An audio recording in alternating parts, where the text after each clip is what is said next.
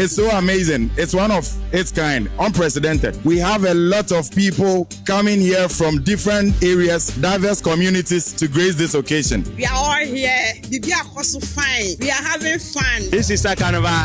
I never thought it would be a memorable one like this. Indeed, Honorable A+ has done marvelously well. Oh, also him. Yachira wonsa asase bajensanom gomua abosom ediososo woma jensanom MP Kwame Asalobin or the gomua Easter ababwate deminti amanfo fifiri miamia echichi oya amahe ekuku damfo waba tie obrempoya for krampa nachi madam dwumadi olofa de tampe fra obrempoy wo hwehwe wo taw wo hu sia wonka bibia ankyira wo obrempon kwemeda ho Abrem Kasa, there, Abu Question, the Kasa, Abrem Pomedawasi. Honorable Yamisha, Papa, Obia, oh yeah, at the Papano, and Wopiano, Kwame, Ayade, Afibiara, Eminamano, and my Ghana, Yabokodo, may celebrate next year, Easter Carnival, the whole Ghana, Obiara, Ombre Gomua, Nayan to Moyafe, Nayaman and Anima, yea, 10 acres of land, Yadema, oh yeah, Gomua, Easter Carnival, they want for free.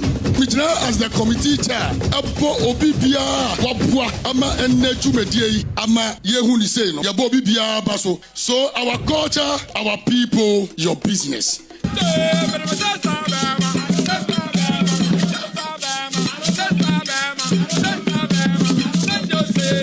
So it's a tourism asa, not a commercializer now.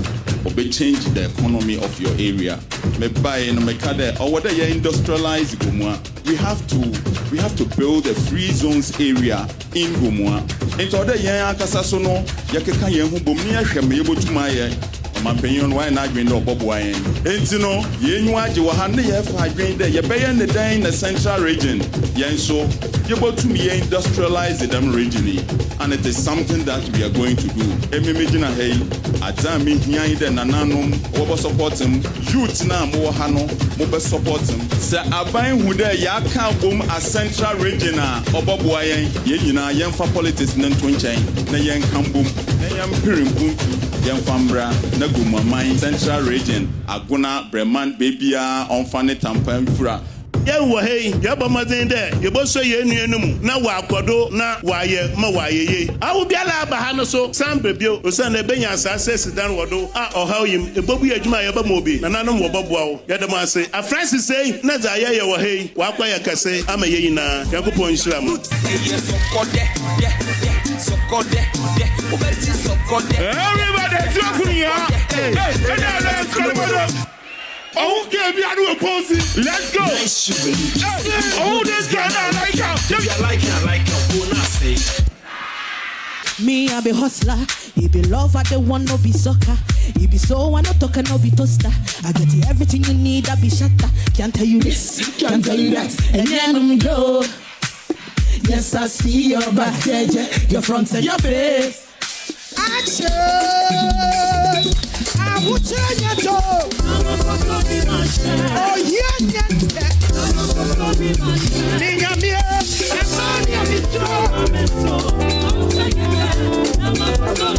That's I know.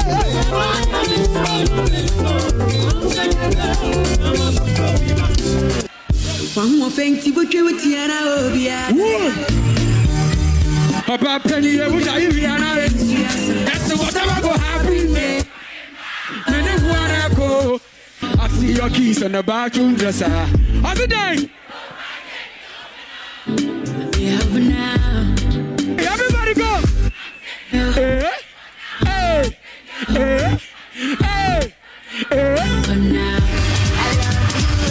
Everybody go! Where is your ringtone? I got a ringtone. I'm talking about a girl, we got us like a rainbow. My girl is simple.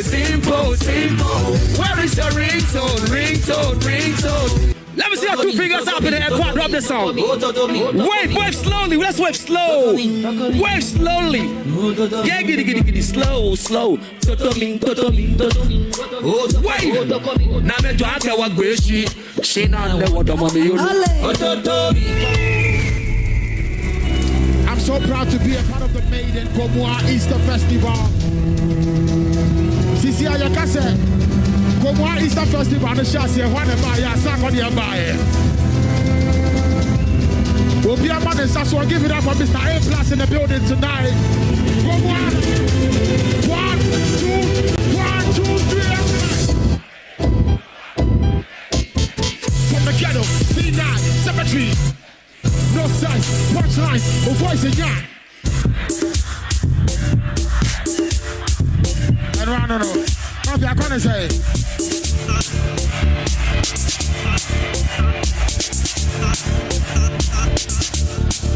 Everybody, stop energy in my blood. Everybody back everybody. If you only, hey. If you hear come from Kroka, then you can know.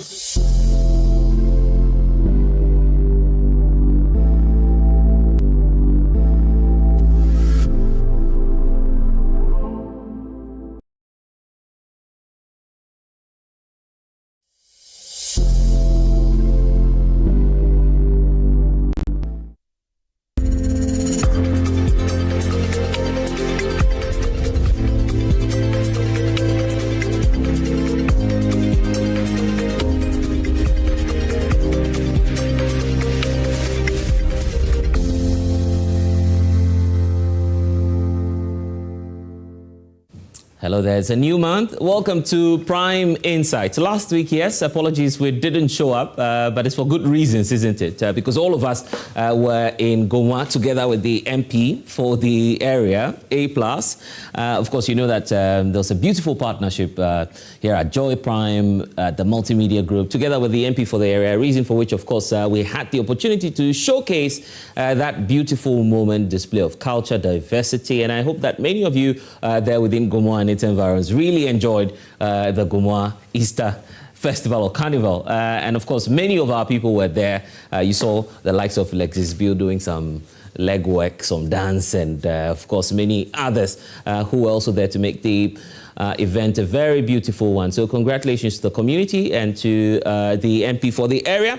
But we're back to business this week here on Prime Insights, where, of course, we often call it the battleground for ideas. You have the opportunity at home to join the conversations on national issues that trend throughout the week. And together with my in-studio audience and also our panelists, we are able to dissect all the matters that became topical throughout the week and then find the way forward in terms of our national discourse. So what's been trending? In the last 24 hours, clergymen appear to be unhappy with the government communications minister.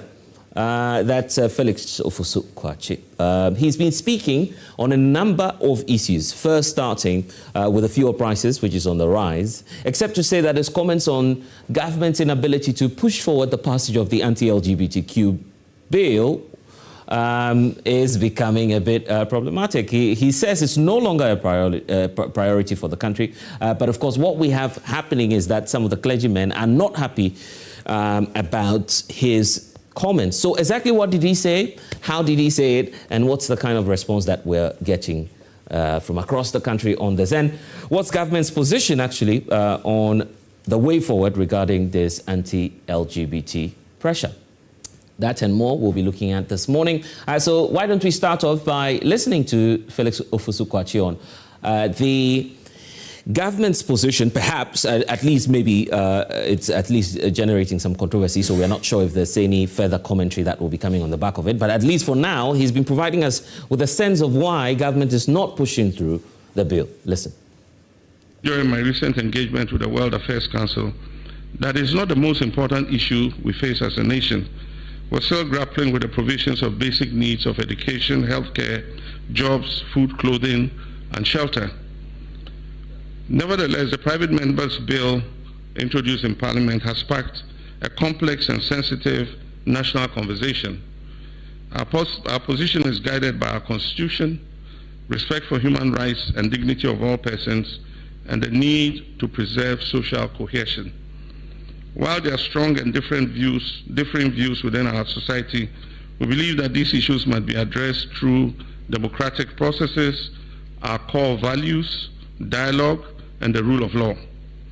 I'm also mindful of reactions from our international partners, including the recent developments such as Lincoln University's withdrawal of their honorary doctorate, These developments underscore the importance of continued engagement and mutual respect, and of situating our national decisions within our constitutional and cultural context. The NDC and President John Dramani Mahama must apologize to the Christian Council, the Catholic Bishops' Conference, GPCC, and all other ecumenical bodies, the office of the Chief Imam, and our imams, our Muslim clerics, traditional rulers, and concerned CSOs for the double standards and contradictory priorities demonstrated between the period in opposition and now in power.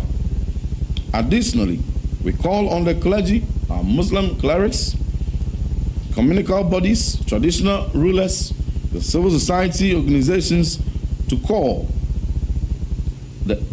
out the NDC and President John Dramani Mahama on their U-turn on LGBT issues to maintain their spirited advocacy for the passage of the pending bill, and for President Mahama to sign same into law as soon as it is passed. It's another waste of time. You know, the NPP, they specialize in wasting the time of everybody. Carlos, when you woke up this morning, is the first thing that mattered to you LGBT? Was it not about how you are going to live your life today, how you are going to find food to eat, how you will come to work, how to earn a salary, and how to make sure that ends meet? When you come to Ghana today and you list the issues that affect people, is that bill a number one priority of every Ghanaian? It is not. It does not mean that it is not something that will attest when the time comes. That is what the president said. The president spoke with pointers. And Carlos, you have the tape of the president when he went to Philadelphia. Indeed, that is the place where he made that statement. In his interactions with the CSOs, he only referenced that statement he had made. That the West and other partners continue to have pressure for this to be done. And he says that as a country, the things that matter the most are the issues that affect the well-being of the Ghanaian. And how does the president saying this mean that LGBTQ is not important? Which president swears an oath to become president, and the thing that matters to him the most is LGBT? Is it not about the welfare of ordinary people? How to make sure that education is properly financed? How to make sure that health is properly financed? How to deliver good roads? How to ensure that security is top-notch? How to ensure that electricity, water, job creation for the teeny youth who are unemployed? How can anybody see that these matters are not important? And that if a president says these are his priorities, then he has to treat anybody. It simply does not make sense. Well, they're also calling on you to apologize to the clergymen and women. So, Carlos, you are telling me that all the people who are watching you today, the thing that matters to them the most is LGBTQ and not their welfare. Is that what the NDP is pushing? So the president should go and apologize for making the welfare of Ghanaians his priority. Is that what they are calling for? Where is the logic in this? Why do the NDP waste our time in the manner that they do? Right. The president should apologize for saying that making sure that the youth of Ghana have jobs is a priority. He should apologize for saying that. Is that what the NDP is calling for?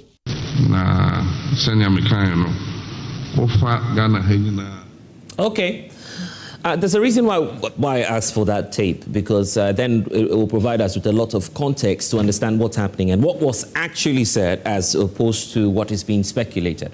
So the comments are out. Look, lots of reactions. I'll start off in studio, but first let's get some of the reactions coming through. For instance, from the clergy. The Catholic Bishops' Conference are out already with a statement on this. I've heard the moderator or it should be the moderator of the Presbyterian Church, or I think Presbyterian Professor Jedu. He's also out with his position on that. But let's deal with the Catholic bishops first. Give you a sense of what they've been saying, and then as we go by the conversation, of course, we'll bring up some more reactions that are coming up to this. So you have that, or should be having that on your screens shortly, pointing to what exactly is that the concerns of clergymen are. Starting off with the Catholic Bishops' Conference. We'll get that for you in just a jiffy to give you a sense of what's happening. Okay, you have that now, the Catholic Bishops' Conference, pointing to what's happening. It's just indicating that the members of the Catholic Bishops' Conference, They are writing as shepherds of the faithful and as citizens deeply invested in the spiritual, moral, and democratic flourishing of our nation. They say that the voice of their pastoral guidance by scriptures is also led by conscience and some other factors. And they are going ahead to say that they are noting reports that the president, speaking at the World Affairs Council, made some comments, just as we pointed out to you earlier. And this, what they are calling the false sense of dichotomy between economics and ethics. They feel that these two issues, as you can see on the screens there, cannot go together. And so for that reason, the comments, for instance, by the Government Communications Minister is not in good taste. They also want government to expedite action on issues relating to the passage of the anti-LGBTQ bill. So you can check that out for yourself, as you see on the screens at Ghana Catholic Bishops Conference there, pointing out their concerns. Okay. So yeah, that's why we're having the conversation. Let me just get right into my audience. Perhaps it will give us a sense of how Ghanaians are feeling about this whole thing. The Government Communications Minister saying that, look, if you wake up in the morning, the first thing you'll be thinking about is your job or your daily bread, right? So it shouldn't matter. Any takers? Thank you, Bless, for the opportunity. I think that what the government spokesperson on communication is talking about, I agree with him in the sense that issues of LGBT is something that do not concern us. Okay. Someone having some unnecessary, it does not concern the government. It is not, or it shouldn't be a priority for the government. For the purposes of public education, when you read the Criminal Code Act, it talks about unnatural carnal knowledge. So in our constitution, LGBT is already criminalized. So I don't know why all these discussions should come at this time where there is huge unemployment, where we are facing cost of living. Why should we even be discussing LGBT issue when issues of, accommodation, rent, and other things, we are facing all this? So it is unnecessary. It is reckless for us to be, talking about the LGBT issue. And then I agree. So the bill should be. Yes, there is no need, even in the first place, sending a bill to Parliament for, the president to sign. It is unnecessary. We are not interested in stuff like this. And when you say we, who exactly are you referring to? Ghanaians. Oh, Ghanaians. You're speaking for every Ghanaian. Yeah, I'm speaking for every Ghanaian. If you go to Kintampo, there is a community called Bananke. Yes. These people are not interested in this LGBT discussion. Because you are their spokesperson. Yes, I've been there and I've engaged them, and this is what they are saying, that they are not interested in issues like this. They are interested in getting employment, getting something doing for a living. The bishops are not Ghanaians? The bishops are Ghanaians, but it's unfortunate that they have not been able to consult Ghanaians on some of the important needs of what we need. So at this stage, I think the bishop, conference. The Catholic Bishop Conference should, reverse we are not concerned about that. Okay. And before I conclude, I want to use this opportunity to remind the government to pay the NSS allowance. Because people are suffering. Ghanaians are suffering. The NSS graduates who just completed and are pursuing their NSS in the various institutions are suffering. The government should make it a point with the NSA to make the payment. Thank you. I see why that matters to you more than issues of LGBTQ. You wanted to come through? Yeah. Just come through and then. Good morning, Blessed, and good morning to our viewers. Blessed, I would say this is the government of the day is being hypocrite. And it's very true. The government campaigned on this LGBTQ issue. In fact, Honorable Sam George made it clear that a vote for Dr. Bahomia and Napo is a vote for homosexuality. And you're aware of this. My brother, you're aware of this. And this government cannot solve our issues within these 4 years. Whether being it our basic needs, being it food, shelter, whatever. This government can never solve all our basic needs within the 4 years. During election 2024, we heard from the president, the current president. He said Nanado is not trying to sign the bill just because of international aids. Even Nanado was leaving office in 2024, but he said he doesn't want to sign the bill because of international aids. And Blessed, Honorable Sam George is telling us that now he has paid his dues. And we were checking the receipts of the dues that he has paid. And we saw that he was saying that Mahama will know no peace until he signs the anti-LGBTQ bill. He will never know peace. In fact, he will never know peace until he signs it. And now, the president has come out to tell us that it is not his priority. Yeah. And then he's still seeing peace. He's still knowing peace. He made it clear to us that he will never know peace until he signed the anti-LGBTQ. And then he has come out to tell us that Ghanaians, this thing is not our priority. And in fact, this government can never solve all our priorities, being it food, shelter, even water, whatever. This government can never solve all our priorities. And our morals are very important.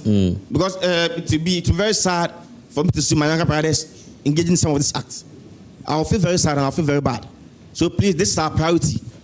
They made the campaign. Honorable Sam George said that a vote for Dr. Bawumia and a vote for Napu is a vote for, excuse my words, a vote for Chumu. That was what he said. And I don't think if the president doesn't sign this bill, Honorable Sam George should never climb any campaign podium to campaign.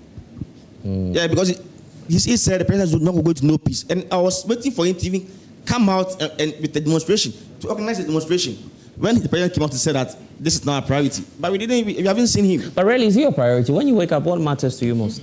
It was our priority then in 2024, and it is still our priority. Oh, excuse me, please. In 2024, we are still facing some of these problems when it comes to electricity, food, and other things. Dollar was high, fuel was high in 2024, but they were still pressing the government to even sign the anti-LGBTQ bill. They were still forcing the government of the day, and they're telling us that now. Even now that they are telling us that now that the dollar is down, everything is down. They are telling us that it's not a priority. Okay. During 2024, that the dollar was up, fuel was up, everything was up. It was our priority. But now that this same government is telling us that fuel is down, dollar is down, it is not our priority. All right. Then the government it's not being fair to us. Okay, let's do this. Two brief ones, and then I tell you about our guest this morning. Mr. Bless, our panel, studio audience, and our viewers, good morning. I'm delighted to be here. You see, Mr. Bless, as far as this matter of LGBT is concerned, at play in the discussion is two things. The first one is that we have a cross-section of the Ghanaian public who are looking back at some time back, just barely a year ago, when campaign was in session, when the government of the day was speaking to Ghanaians to seek their bid at the polls. What was said at the time? At the time, it was said that LGBT was, in fact, it was prioritized over bread and butter issues. Look, there is no debate about this. And so now that Ghanaians are calling that the government looks back at that and acts on the same words that they gave to them, I think that it is only a principle matter. Or it is a matter of what? Principle. You get it? That the government makes sure that it lives up to its word. And then the other side is that we have an opposition today who is rather than looking forward and making sure that we solve the issue of LGBT, is trying to also do the same thing that the opposition at the time did, which has occasioned this situation where it looks as if the opposition or the government today has been trapped by its own words. Because that is what they said. And in fact, I've heard some of my brothers saying that LGBTQ is not a priority for us today. It is not just by word of mouth to say that it is not a priority. We have to use research to be able to tell. And what is the research? Afrobarometer did a survey in the heat of the campaign to assess the views of Ghanaians on what they think LGBT is to them. And how many people was it? 98. Right. Just a few shy of 100% said that they believe that LGBTQ is an important matter. So now that the government, and it's sad for me that a president who has gone home and has come back to government is the one saying this. I think that we should be able to learn from our mistakes. Right. Okay. You see, but finally is that let's look at how we can go ahead with this matter. It is very crucial. There are implications to it. Right. So let's see to it. Let me do this one. Probably should be the last, and then I tell you about my guest. Yes. Yeah. Please, good morning. My name is Prince. First of all, I would like to greet your audience and everybody. You see, on this matter and on this issue itself, the bill itself has not yet been passed. The bill has now been introduced to Parliament now. Let us not forget that during the time of the NPP, this bill was introduced into Parliament. It was passed for the president to sign. The president refused to sign the bill. And then after refusing, this government a new government has come. And the bill has not yet been passed yet. We are putting pressure on the president, who is the executive, doing his work, performing the day-to-day activity, a day-to-day administration to deliver to the Ghanaian people and in delivering in roads, hospitals, schools, and infrastructure, doing all these things. And then we are putting that pressure on him instead of Parliament itself, the legislature, who is supposed to pass the bill. The president didn't say he won't sign the bill. The bill itself has not yet been passed yet. So why are we giving pressure to the president himself? I think we should give time and allow Parliament. Right now, yesterday, like this, the Honorable Minister of Communications, Sam George himself, spoke on this issue.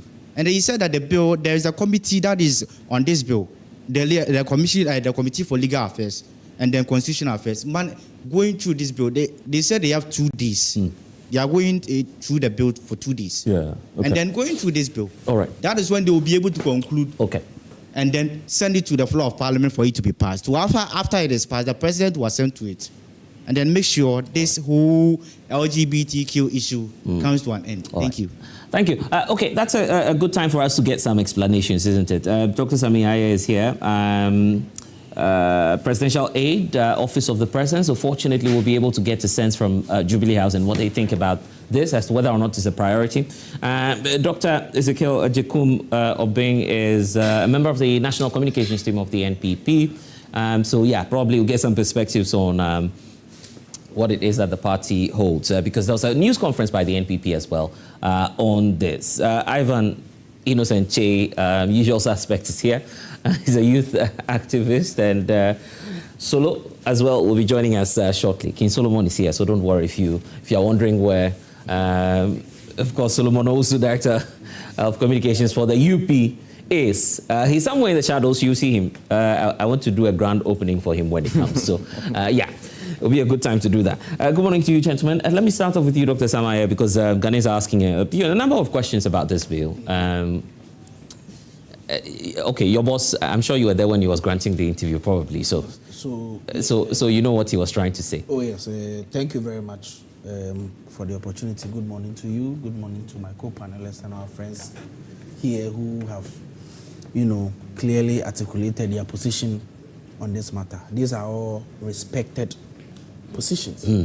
And we are happy that all of them have been able to air their views on the matter.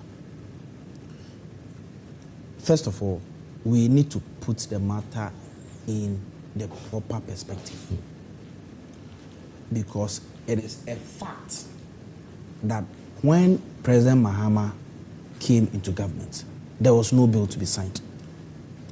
In fact, the bill that the then government failed to sign, the bill that the then government actually put in place fetters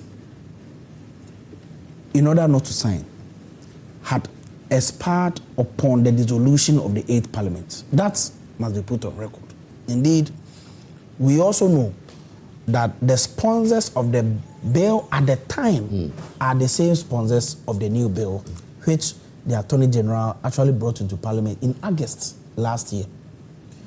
The impression has been created that the people who sponsored it in the then government have run away from it. That is a palpable lie. They are the very people who are behind it. It has been tabled in Parliament in August.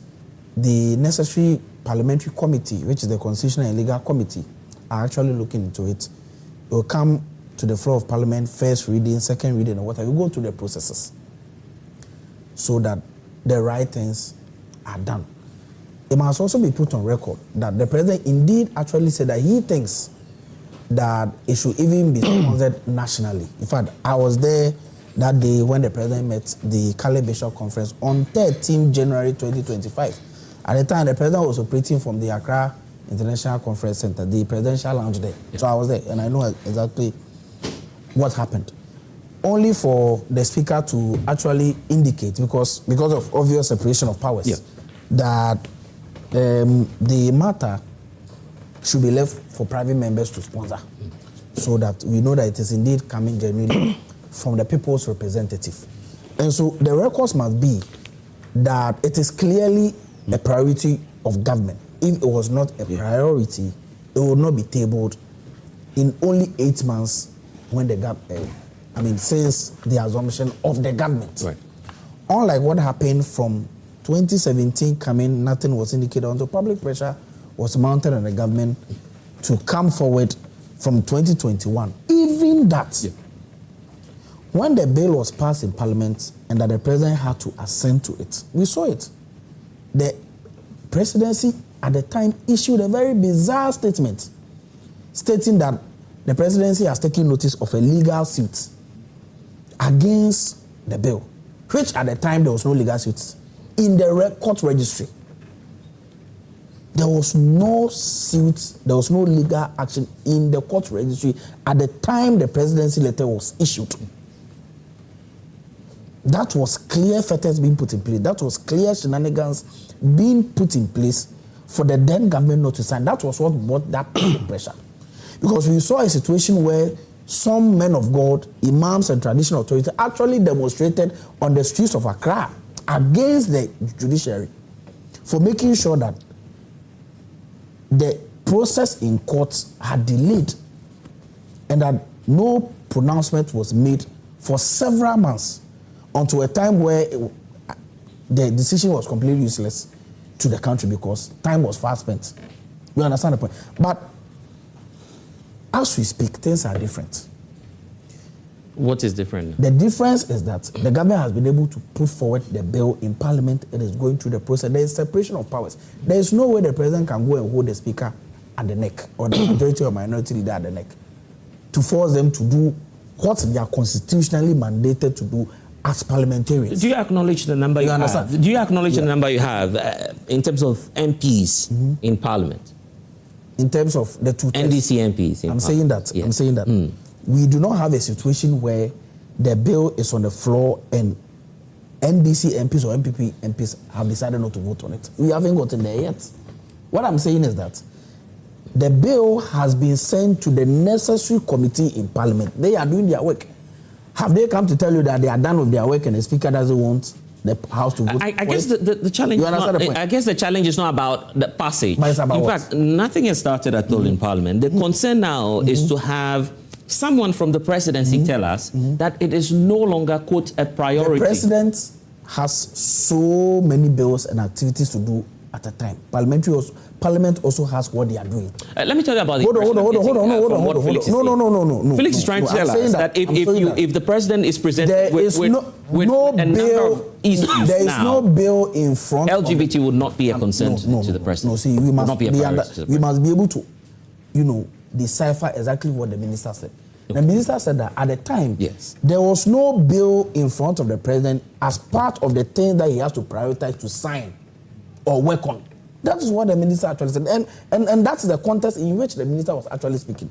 But the bill is a priority of Parliament because it is actually in Parliament. Is the bill a priority for the government? The president made a very big priority. Other than that, give us clarity on that. Is the bill a priority for the government? A major priority of the government. You understand the point? So when the government spokesperson says it's no longer a priority, how do we explain that? The government has three arms. There is executive, there is judiciary, there is legislature. Obviously. Legislature is part of government.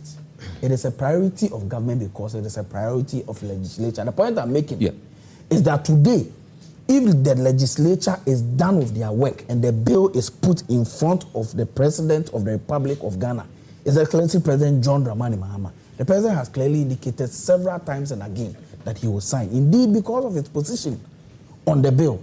When he went to the US, we saw all that happened. When he was supposed to be honored with a a doctoral degree because of the president's position. The university actually withdrew that honor. That is the clearest indication that indeed the president has made a stance known internationally on this bill. So I want to put across to the people of Ghana watching me this morning and to our friends here that government is more than committed.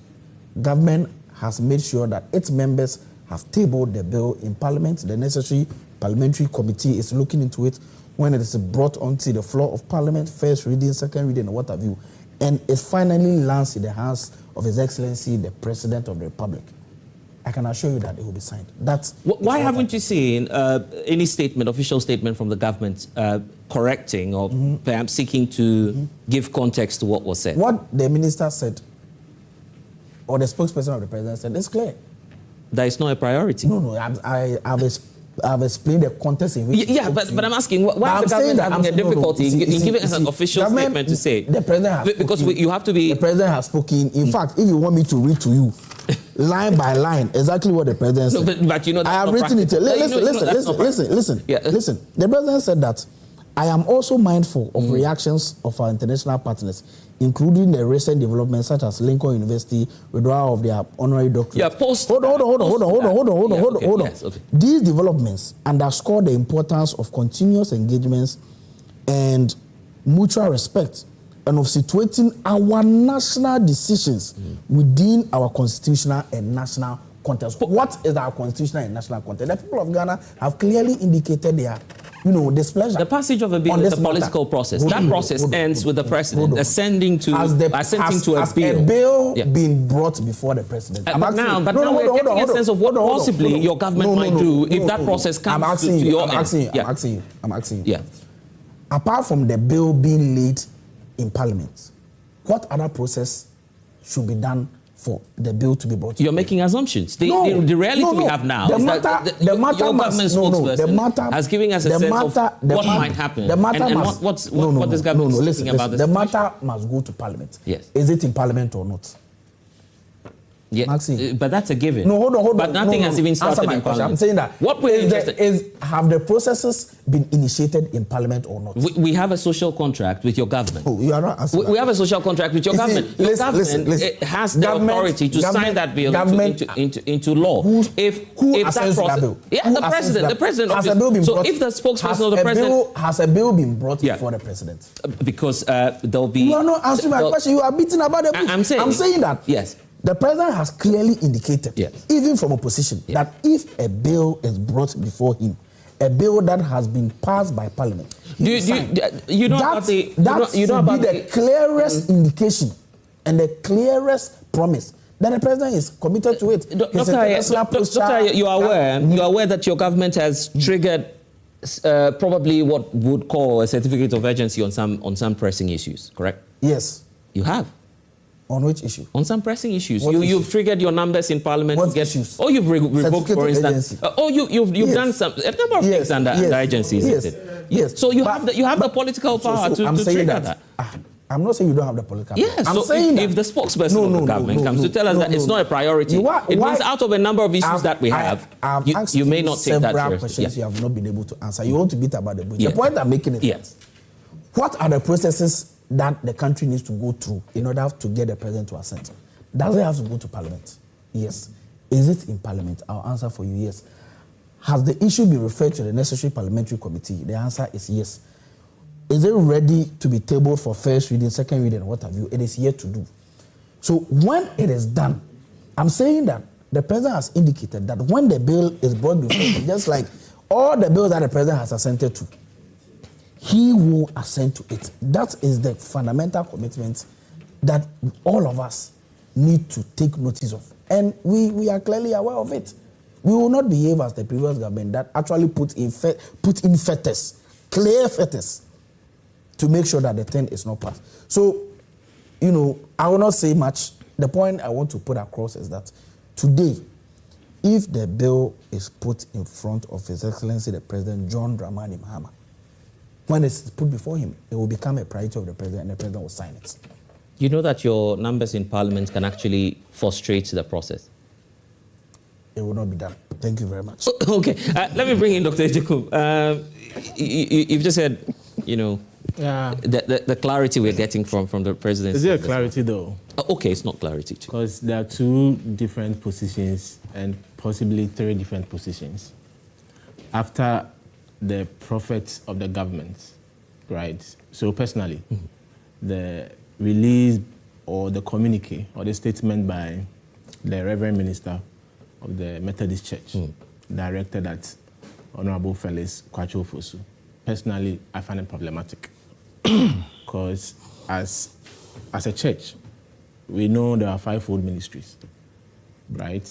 And part of the 5-fold ministries is the prophecy bit of it. And the prophet only communicates the mindset of God. The prophet only speaks what God has told him to deliver to his people. So if Felix comes to say that at this point, LGBTQIA+ is not a priority of the president, as a prophet, he's only communicating the mind of God. In this case, he's only communicating the president's mind. That's an analogy. For Felix, Isn't it? Felix doesn't speak of his own. You think so? Would Felix put anything out that is not discussed in the president's office or at cabinet? He's not there of his own. When he goes to Mori and his environs, the people who sent him to parliament, that is where he communicates what he can or what he wants to communicate to the people.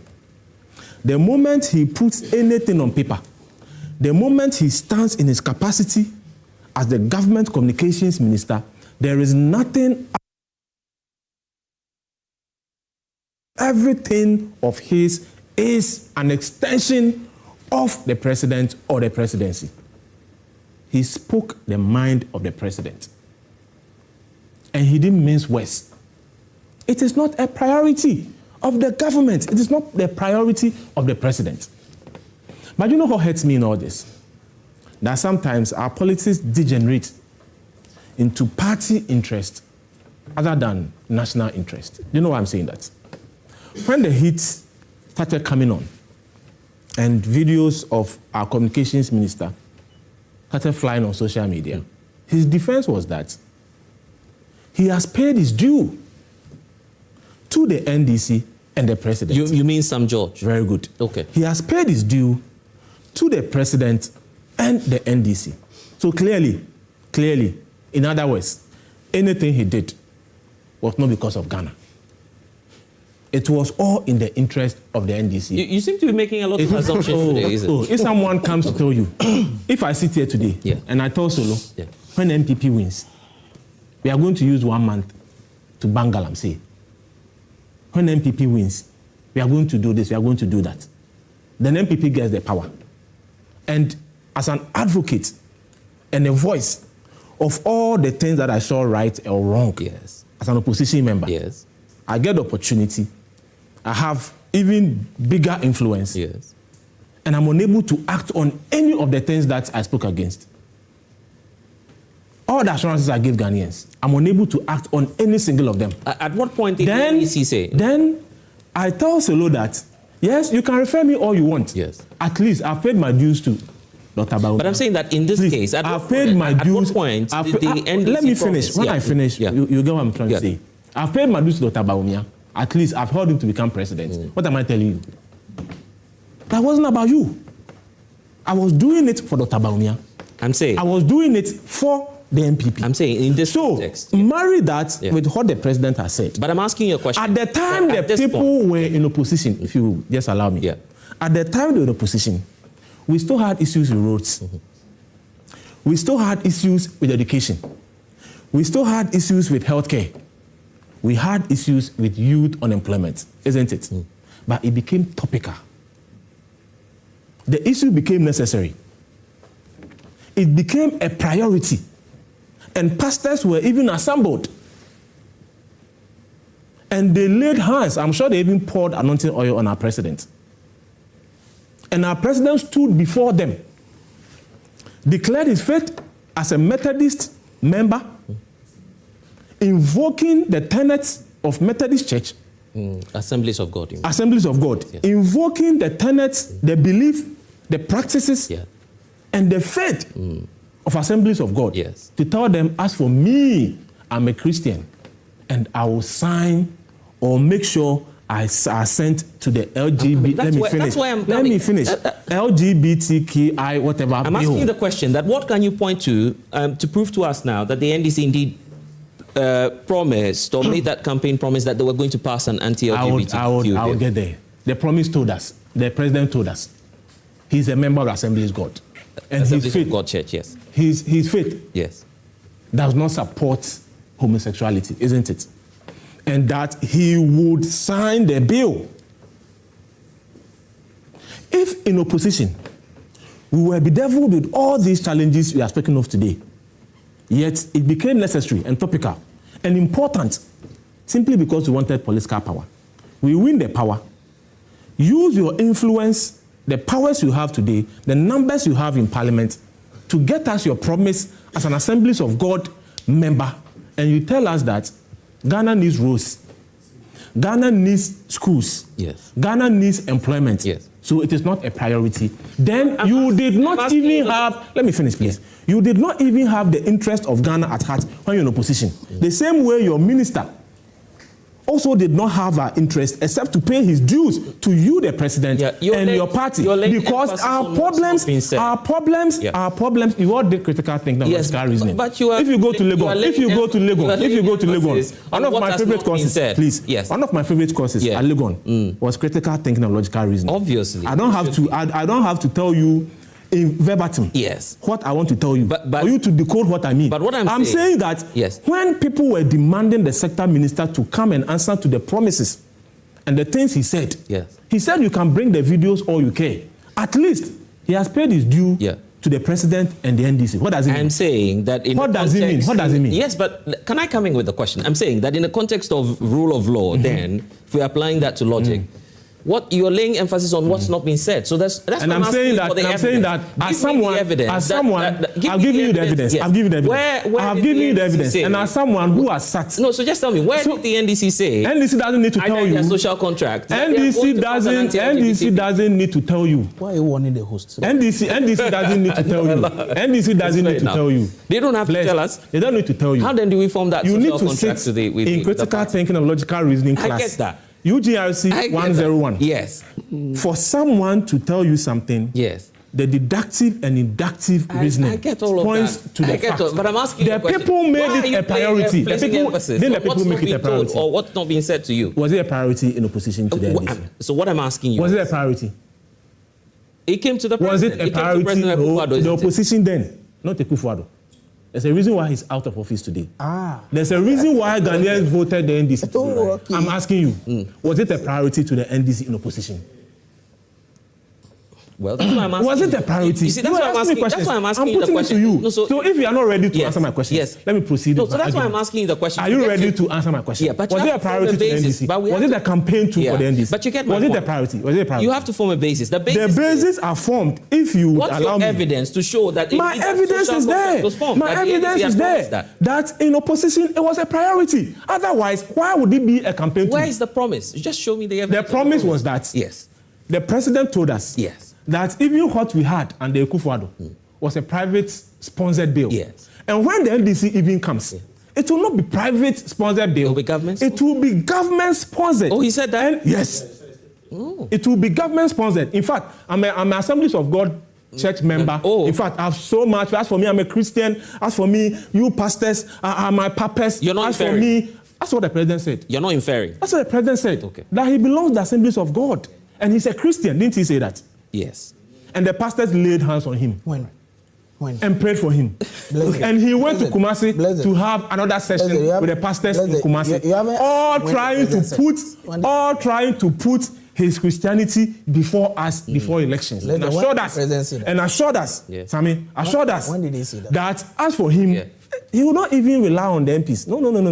MPP's time, it was Honorable Sam George and Honorable Ntim Fojo who were even sponsoring the bill. When we come to show leadership and to show our willingness. When did he say that? To show our willingness. In fact, we are going to make it government-sponsored bill. So you see why now I'm asking you. You put a question. You put a question to my brother. Yeah. If it was a priority to he's government, not answering any of your questions. Though. If it was a priority to government, right? You put a question to my brother. Do you know how many certificates of urgency the president has passed through Parliament? Do you know how many? In the last 1 year, 3 months? 33. 33 certificates of urgency. When they wanted to pass the Doomsday Levy, do you know how long Parliament sat? How many hours? Parliament passed the bill for Doomsday Levy around 1 to 2 a.m. It was a priority of the government. That when you wanted to impose an obnoxious tax on Ghanaians, you saw the need to go under certificate of urgency, got the bill to Parliament, tasked your parliamentarians to stay in Parliament. Those who had not taken their shower were still there. Hey, how do you know? Those who were hungry and were thirsty were still there. And I believe at least some had hypertension and diabetes issues and had to go home early enough, eat and take their medications. But they had to sit in Parliament till about 2 a.m. process, isn't it? To about 2 a.m. to exhibit and demonstrate how much the government takes and reveres the Doomsday Levy, taxed your numbers in Parliament to sit till 2 a.m. to pass Doomsday Levy. If it was a priority of the president and the government, and he still holds the belief of the Assemblies of God Church, right? At least out of the 33, we are supposed to see a semblance of anything LGBTQIA plus in those bills, right? But the issue has been tabled. By Honorable Ntim Fojo in Parliament. And miraculously, contrary to what my brother was trying to avert, that hasn't the process started and what not in Parliament? Miraculously, in the business of the day that is tabled in Parliament daily for Parliament to consider, the bill miraculously finds its way out of the business of the day. And Reverend Ntim Fojo has stated categorically that contrary to claims that a certain bill has been referred to a certain community for certain consideration at the committee level, he, as a member of the committee, is not privy to anything that has come to the committee. There is no discussion. There is no discussion on the matter. And Felix once again communicated to end what the president believes, what this government believes, that all of a sudden, LGBTQ+, which became a topical issue, and contrary to all the problems we had as a country, was a priority to the opposition, campaigned on it, invoked religion and religious lines to campaign and won political power. They are making a complete U-turn today. It is not their priority. And Ghanaians should look for it. Blessed, let me say good morning to you and to our friends. I cannot even wait to speak. You see the propaganda. Blessed, I think for the sake of... He's coming in peace today, so please. for the sake of cultural preservation, I think it is very important to, insulate ourselves from some of these emerging insanities, this LGBTQ, blah, blah, blah. Because if you go to our homes, LGBT is undergoing a certain silent normalization process, a social normalization process in our homes. Because if you tune into Netflix, you have some of these things on your TV. If it is cartoon, so it's a way of the sponsors trying to push some of these things across so that it will become a social norm. It will become some sort of a reality. Because if you go to Netflix today, all the movies that have been coming since 2022, all of them, almost about 90% have scenes of LGBT, lesbianism, those kind of. It is a way of, normalizing it in our social context, and culturally people will accept it. So I think it is very, very important that for the sake of our cultural preservation as people, we must do everything make sure that we stop it, because we have demonstrated across the political divide that we are not in for some of this emerging nonsense. You understand? And that is a fact.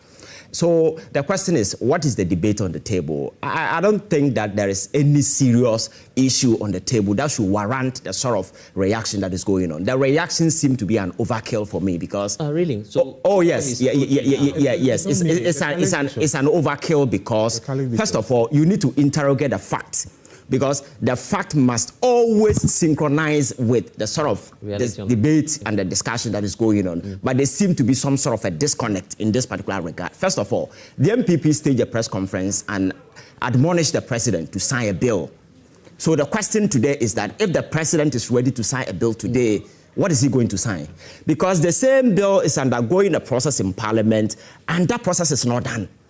Parliament as an Parliament... Is that not a veil? Is that not becoming a veil? No, it's not a veil, because if you understand governance and how bills do emerges, they always go through parliamentary process. So once... Nobody is doubting that. It can be as fast as 1 hour. But my point is, now that the bill has not matured, what should the president sign? A Quran or a Bible?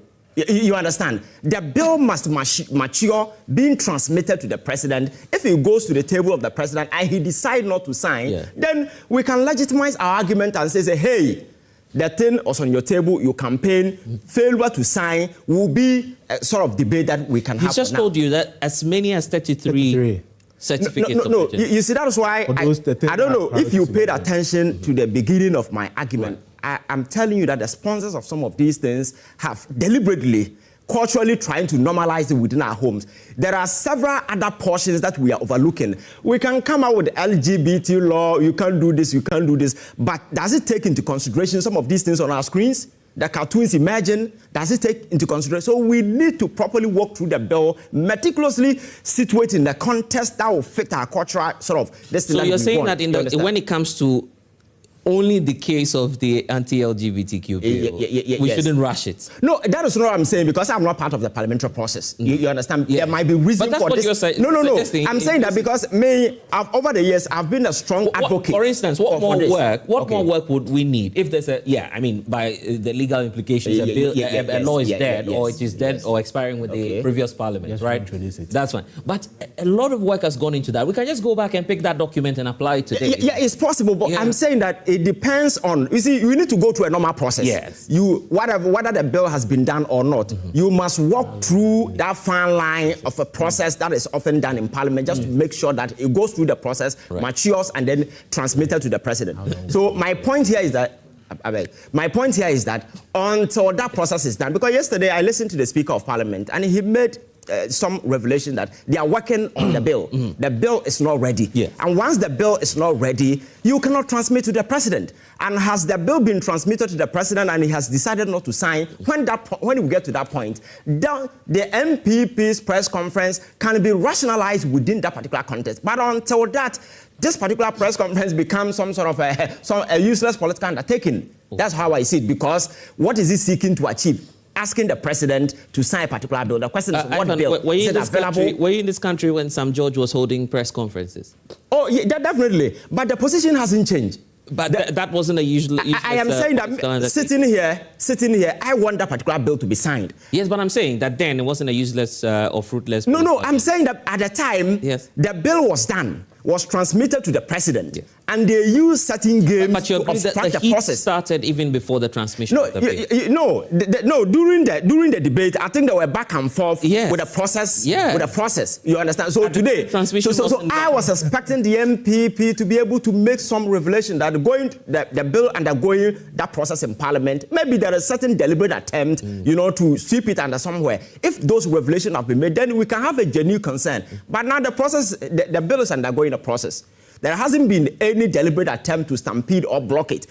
The Speaker of Parliament yesterday made that revelation. You understand? So until that is done. But in the previous instance, what happened was that Parliament was done, the bill matured, it was supposed to be transmitted to the president. In our part of the world, if you are executive president, clothed with such powers, and you want to sign a bill, no court can stop you from ascending to the bill. You understand? Once it is done and some contravention is found or infractions, then you can go to court and render it nullified. You understand? But these people deliberately the executive secretary to the president infamously wrote a letter warning the Speaker of Parliament not to transmit the bill. You understand? So these were the genuine concerns that we had. We are here having this conversation because of the overtures of the previous government. Because if they had done and the president signed the bill, maybe we wouldn't be having this kind of a conversation, you understand? So that's why I'm saying that even the moral audacity to hold this press conference alone is problematic, you understand? But unfortunately, our politics is if there are a lot of people who have no shame, they can do some of this because... Where's the double standard? This is the same individual who was part of the private members bill in the previous administration against his own government, who tabled the bill in Parliament. So why are you accusing them? No. So my point is that of double standards now. He was an integral member of the process then, because he submitted. First of all, I have an issue with the gentleman who led this particular press conference because yes, he has demonstrated that he's a very dishonest person. Because when he alleged that cocaine... but that's inconsequential on this matter. I'm saying, you see, the credibility of the person is very, very important. And again, the gentleman is part of the process going on in Parliament. He is privy to details which you and I are not. You understand? He's aware. So when he comes out of Parliament to tell you that there's no urgency, you don't want his work is to make sure urgency. So my mother should go and push it and make it an urgency. You are sitting in Parliament. You understand? As a parliamentarian, you should be part of the process. Push it and make sure it becomes an agency, because sitting here, I want that particular bill to be passed. The saying goes in Parliament that the minority can have their say, the majority will have their No.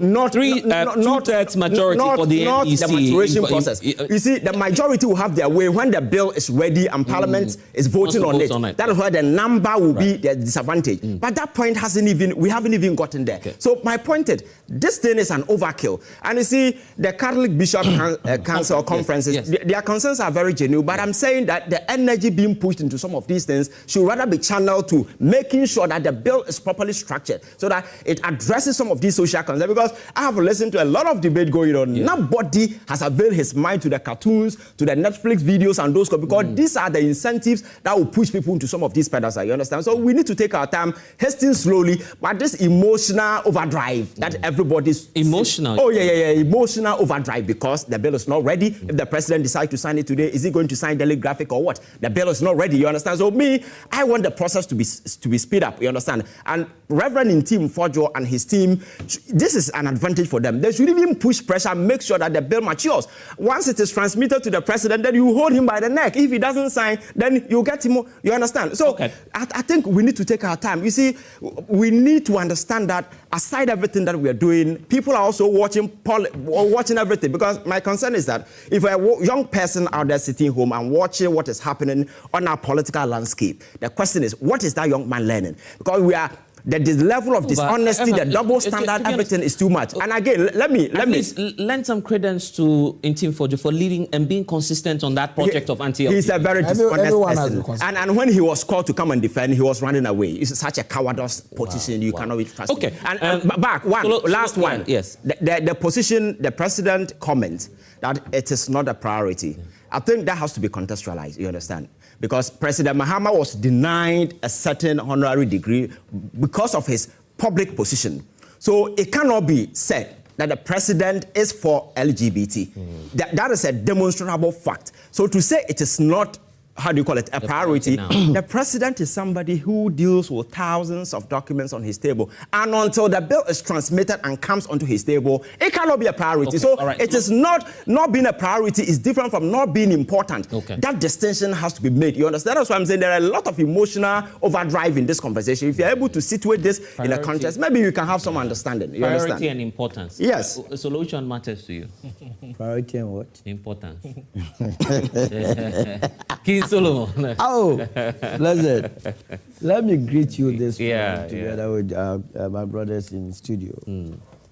It is important that we put this matter in right perspective, as it's a serious matter. Yeah, you're pulling up some facts or some... Because you see, we keep talking about LGBTQ, and my mother in the village, she doesn't understand this subject matter. So I always try and break it down for her to understand it. For our rural folks, they are the people that I believe in, and those on the street too. Not you bourgeois who, when they go and read any psychological books, they come and spew all sort of garbage. LGBTQ is a lesbian, gay in our local parlance is true, man sleeping with man, woman sleeping with woman. That is what we are discussing here. But if anybody had told me that after 25, 30 years of my life, this would be a subject matter for discussion, I wouldn't have believed it. We are normalizing it. You see, leaders must make their followers' life very comfortable. I don't see why Samaya must have difficulty this morning. Why did he make the statement? In all sincerity, that statement made by, what's the name, Felix, has actually caused damage to the president. The image of the president has been bruised, if they care to know. Because you see, the Ghanaian is very silent, but the Ghanaian is very powerful. They observe a lot of things. Any shift in position, then the trust levels. Mind you, a lot of Ghanaians now have a lot of confidence in President Mahama. So that statement that it's not a priority has actually caused some damage. You feel he should be apologizing? He has to. The president must come out clearly and say that, indeed, it is not a priority, so that we deal with it mano a mano. It is not a priority. What are we talking about? You just heard Ivan say that, publicly speaking, the president has suffered because of his position on this LGBT. You see, even the timing of the statement is even wrong. The man had been denied a so-called honorary degree. What was that going to do to it? That Lincoln. Lincoln, so what? There is a Lincoln University behind you. You can be given those honorary degrees. What do we do with it? People go to Yale, Harvard. Why did Kedofurata attend school? They go there, come and do all sort of nonsense in our economy and say, Lincoln. What is Lincoln? So against that backdrop, if a statement comes in the posture or nature of it's not a priority, then people feel that you want to appease or kowtow to the crimes and caprices of those institutions. That's why you're making this statement. So for me, it was needless, and that must be condemned. And the president, together with this administration, must be told at all given time that it remains a priority. It is a priority for you? It is a priority for me. It must be a priority. It's a priority for my family. I don't know about the rest of you. Yes, but he asked the question, if you wake up in the morning, what will be the first thing on your mind? It's about...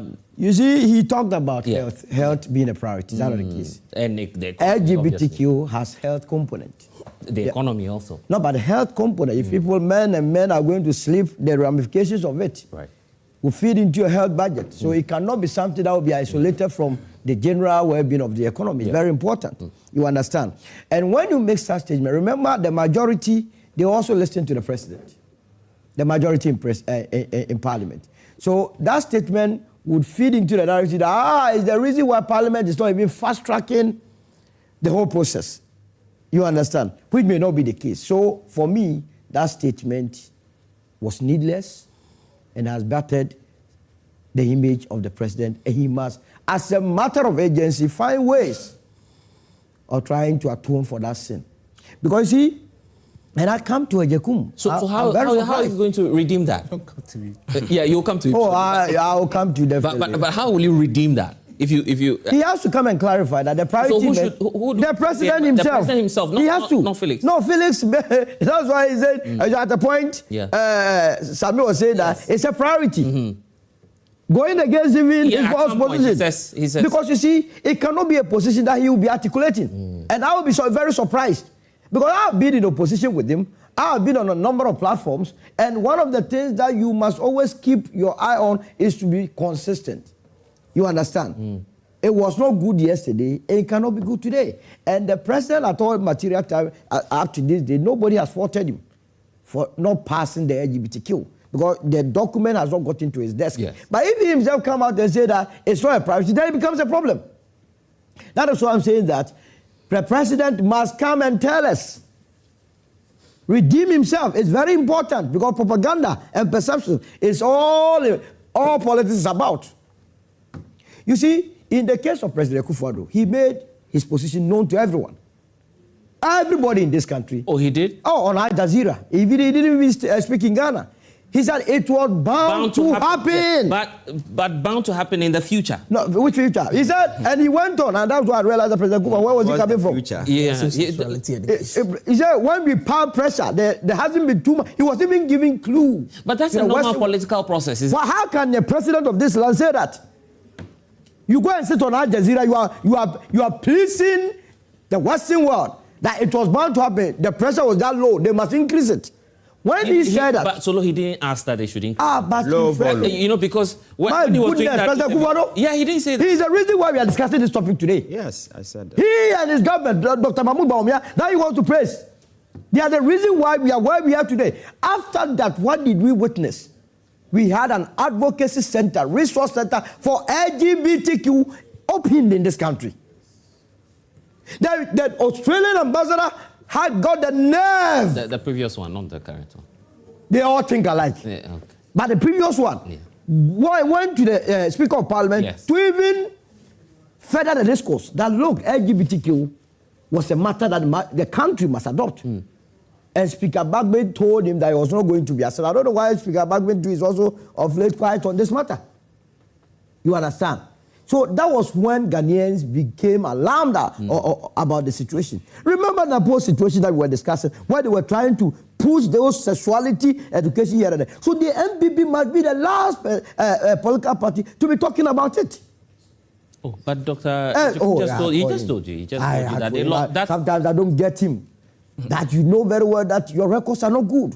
So if I were you, what I would do is that you will come here on the posture of Mr. President, please, we suffered on this. Don't go on our tangent. Try and then fast track it. You win some sympathies from the people of this country. You don't come and sit here and pretend as though we have forgotten only last 2 years. Anytime I see President Kufuor, I remember LGBTQ. Really? Anytime I see him, I remember LGBTQ. Because... So are you for real on this matter? Absolutely. A president that got the bill. The bill was sitting on his table that he was supposed to sign. Remember, at the presidency, it's one ticket. It means the bill was also on the table of the vice president, Dr. Alhaji Mahmoud Bawumia. The two of them refused. Oh, it's one ticket. I mean, if you take the laws of this country, the one who signs ultimately is the president. You can't link that to Dr. Mahmoud Bawumia. So, and in fact, going by practice,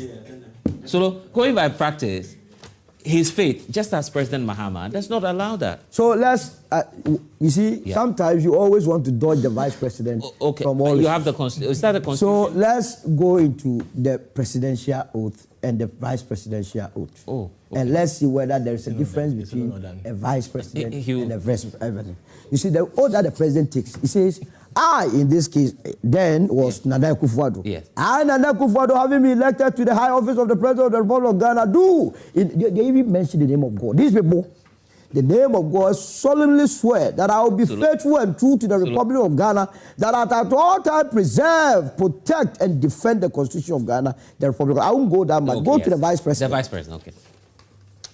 The Vice President, I, Dr. Alhaji Mahmoud Bawumia, having been elected to the office of the president, do in the name of the Almighty, he said, Allah. You see, we are even using Allah and God here. So I will affirm that I will be faithful and true to the Republic of Ghana. The two of them, what is the difference? They swear one oath. And it is the reason why no vice president's face appears on a ballot. So that when whatever is attributable to the president, you share the same glory. So we are trying hard to link this to Dr. No, Dr. Mahmoud, very much, no. During those days that the bill was on the table of Nana Akufo-Addo. Nana Akufo-Addo traveled like 2 weeks in those occasions. Anytime a president travels, it's the vice president that acts. The vice president became president, and it was still there. He didn't sign. But you can't sign. I mean, what power? No. If you are acting as president? No, when the president is not there, he acts as the president. He chairs cabinet meetings. Yes, but you wouldn't have had the capacity. What are you talking about? So as for the MPP, the Lease said about them, they legitimize and weaponize LGBTQ. And they must be the last people to be talking about this. Bless, yes. And you see... You wanted to come to... And I agree with Solo entirely. The problems we are facing today because of LGBT. It's made your work so easy for you. No. You see, I've always stated about... You see, sometimes we must be morally careful in our society. when you know that you are the reason why we are where we are today, you must not come and sit on TV like Ezekiel has done and pontificate as if you are the best thing that has ever happened. But you have the political power Listen now. to me. Yes. Do you know that the Supreme Court doesn't sit on Friday? Under the MPP, they actually made sure that the Supreme Court sat on Friday. I know from where I sit. I know. Listen. I know a Supreme Court judge that was eating fufu at 10 a.m. on Friday. He was called to come to the Supreme Court by 10:30 to come and hear a case that was brought forth. What you're saying is by Afenyo Market. No, you have evidence to prove. Yes, he was eating fufu. But it's not cast in stone. No, they called him that. Listen. They called him that Afenyo Market had brought a case. Yes. So he should come and sit on it when the Supreme Court doesn't sit on Friday. Yeah. But when it comes to issues of LGBT, the former Chief Justice who has been sacked, the one who has been sacked, make sure that they never sat on the case. Dr. Aye, then I'm applying when a frivolous case was brought. I'm applying that same analogy to what you're failing to do. Let me make my point. As a government, I'm saying that you also have the power, the political power to act now. Listen, and we are acting. I'm saying that we had every opportunity to pass this stage. Yes. Every opportunity. Yes. They didn't do it. Now the very members of when we were in opposition, we made sure that the bill was sent to the president. Yes. We made sure that it was sent to the president. The president didn't sign. Now MPP is in opposition. Instead of them to put pressure and make sure that the bill actually matures, they have left the parliamentary chamber. They are standing outside holding press conferences when they are the ones supposed to sit inside and make sure that the bill matures. And now they turn around to come and blame everyone apart from themselves.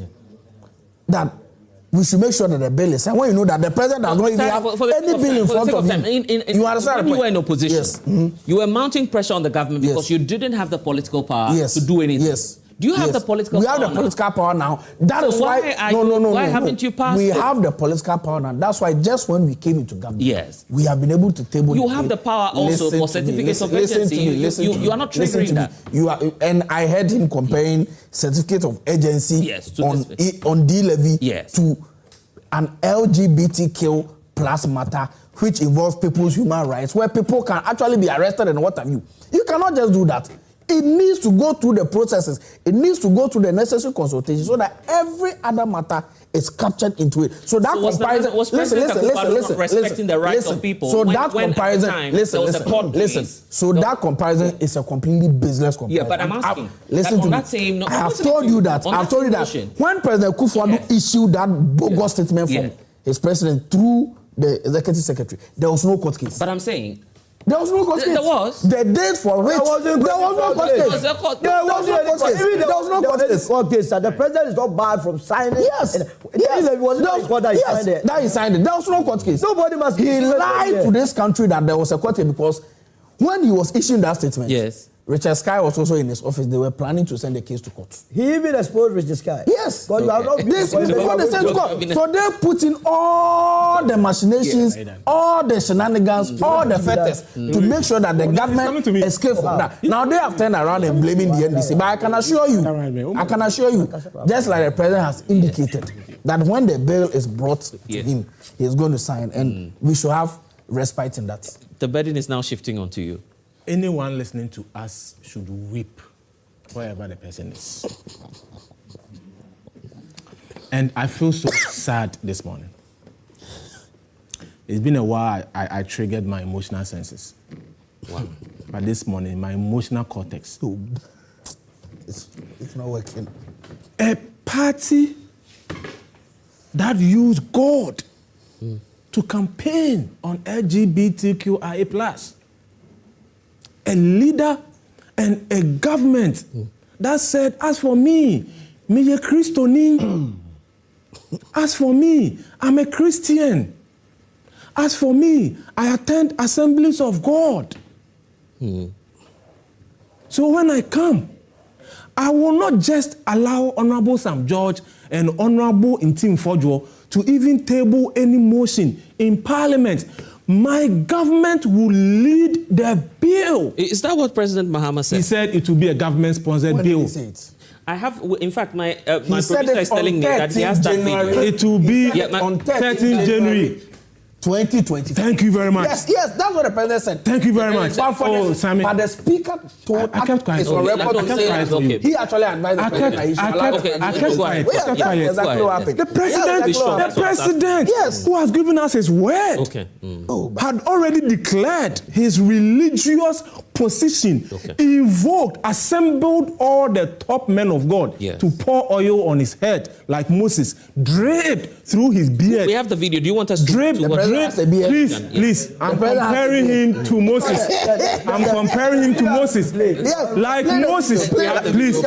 I said oil poured on his head, and like Joseph made reference to Moses, draped through his beard, on his chest, through his toe, right, and evoked Christianity and tenet of Christianity. Dr. Ejekum, you know that and promise. I likened it to Moses.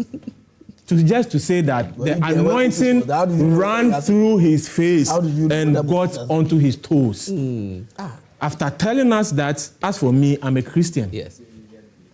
When Christ says we can do all things, we are being told today by associates of NDC that it is a Kufuado. It is a Kufuado. It is a Kufuado who is the reason why. Who is the reason? Sammy, keep quiet, Sammy. It's not who is the reason why? Who is the reason why? Come on. Who is the reason why a Kufuado is the reason why he is no more a believer in the tenets but your Sunday school is now being assemblies of God. The president who has assured us that it ceases to be even a business of parliament. My government will take it upon itself.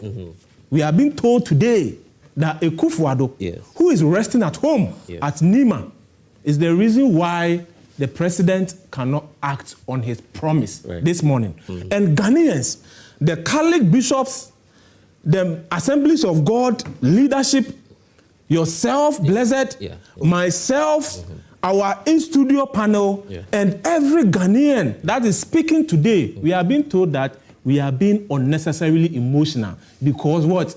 The bill has not gotten to the president. So anyone who thinks like the MPP and our press conference, anyone who thinks like the Catholic bishops, anyone who thinks like the 93 to 98% of Ghanaians who believe it's a priority. We are being told by associates of NDC today that we are being unnecessarily emotional. When the same people When the same people, as you rightly put it, before any bill was even considered, had mounted pressure, it was seen as a necessary thing. Today, associates of NDC telling us today that any Ghanaian who has issue, let me finish. Any Ghanaian who has issue is being emotionally unnecessary. Just to finish. No. Solo mention of Tabaunia, and it's very clear. Yes, Solo mention of Tabaunia. I understand my brother Solo. That even if we are discussing why Hamatan was not in full effect in December, right? Because of my brother Solo would make sure he links Dr. Baumia to Hamatan, right? That at no point in time, did any bill get to Ekufuado's desk. At no point in time did any bill get to that Dr. Baumia's desk. He is not the president. The bill did not even get to Jubilee House, let alone land on the president's desk. And that is the fact. Blessed, I think, you see, we need to situate this conversation in a proper context. Until that is done, we cannot elicit the proper response we seek to aid us to, situate this whole thing in the context that would help all of us. You see, this desperate political equalization attempt is robbing us the quality of political debate we should be having on matters such like this. You see, they did it to us, so we too, we are doing it. If you are not careful, you may find yourself in the political gutters. But unfortunately, the consumers of current political dispensation, the young people coming, are very assertive, They are very rational. They dissect issue. They understand. So I would suggest that they did it to us. We are doing same to them. It's not a sort of knowledge. Is that the case? No, that is the case. I've told you that Fojo has been consistent. No, he hasn't. I said that guy is not trustworthy. Let me put it on record. He's not trustworthy. So for him, let's put that particular thing on record. But you see, the consumers of today's politics are very rational, very articulate. They want to understand. So it is better not to peddle that narrative of seeking to justify because they did that. Because the fact of the matter is that today, nobody in the NDC can come forward and say that LGBT is not an important issue. Nobody, not even the president. You understand? That is why today the bill is in Parliament and they're going a process. You understand? Political communication, the context and how people understand is a different thing. But I am not sure that if you put fellas on the phone today, he will tell you that LGBT is not important. It is. That is why it is on the back. In the context that it is not on the table of the president, it will not be the presidential priority at the time to sign. You understand? But that does not underscore the fact that LGBT is not important. You understand? So that is the sort of conversation that we need to have. But this desperate run around seeking to score certain cheap political I think you should be mindful of what is happening out there. You understand that? Guys, you won't win any political games. I want to take a break. NDC, please. Okay, I want to take a break. When we get back, don't mind. When we get back, we'll play that video, the video where the party is praying for the president, and then Solo will have a statement. We talk about fuel. That's important. I'll come back to my studio guest as well. Please stay with us here on Prime Insight. We'll be right back.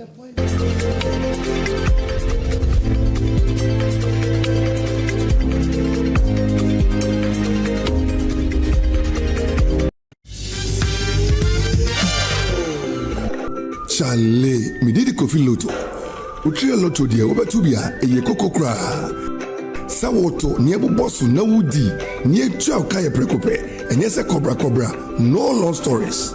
Ome dibino yebo born wudi ni chrome free so nyaya ni nyina enti so bi dibia we nyese yes you eye kan edem clear obia unu mu pepepe na wotwe bia ticket baako ebenya sika 10,000 Ghana cedis eye clean na sa ticket no tie ye na so last number no e come match lucky ball na enye u boost to win no e ko 50,000 Ghana cedis plus na wotwe bia nobody 10,000 Ghana cedis no or none until you boost to the chances.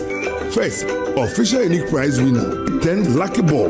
787 lucky number is authorized by NLA, 18 plus age. Play responsibly. Prevention. Brought to you by Indomie. Tastes great. More Kivo inside, more to share. Kivo Gary Soaking Mix, taste of Ghana.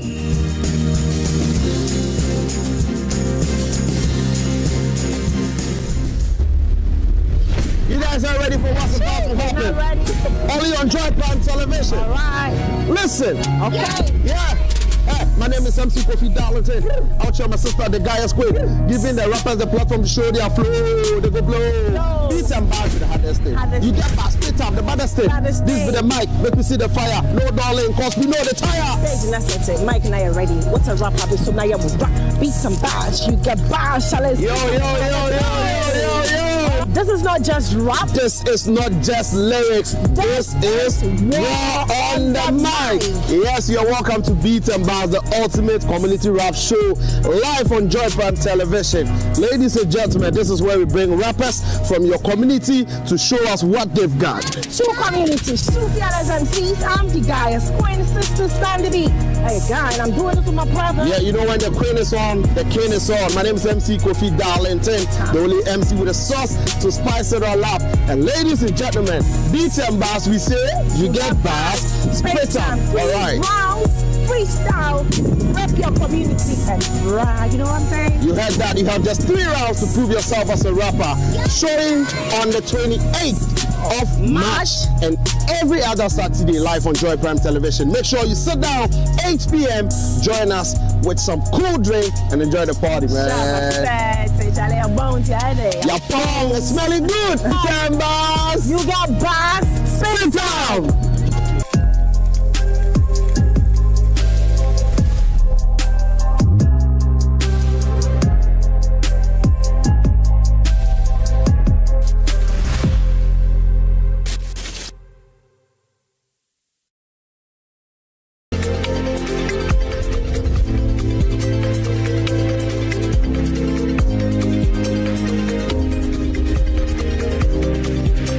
So cabinet believes that a number of steps need to be taken in order to avert any further fallouts.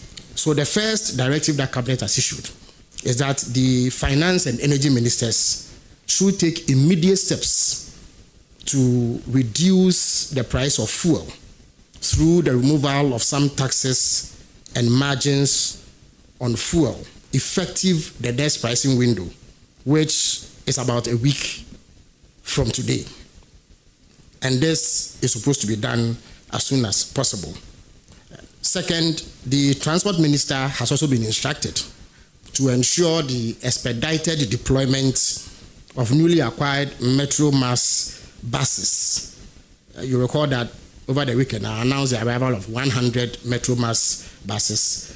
Another batch of 100 buses are expected in August, and then the last batch of 100 are expected in November to make up 300. But currently we have 100 available, and the Transport Minister has been instructed by Cabinet to ensure expedited deployment of these buses in high traffic corridors to ensure that it alleviates any difficulties that may have arisen out of the recent fuel price increases. The Transport Minister has also been charged with ensuring that these Metro Mass buses, in addition to the existing ones, charge or maintain transport fares which are lower than what private sector operators charge. And this is to ensure that Ghanaians are cushioned, especially when we reach peak periods at the rush hour.